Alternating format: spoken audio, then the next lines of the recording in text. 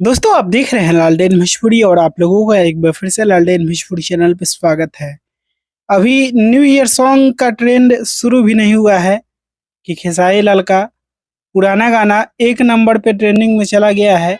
Instagram reels पे आप लोग देख सकते हैं, ये लाइव स्क्रीन रिकॉर्डिंग है। आप लोग देख सकते हैं, ये आप लोग देख सकते हैं 19,000 रील्स बने हैं, 20,000 के करीब, और ये गाना एक नंबर पे ट्रेंडिंग में चला गया है इंस्टाग्राम रील्स पे।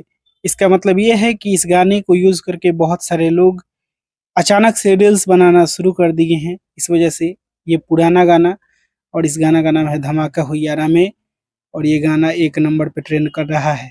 अभी नया गाना आना बाकी है। इस वाले साल का जो गाना आएगा नया साल वाला, वो तो आएगा ही। पुराना गाना ही एक नंबर पे ट्रेंड कर रहा है।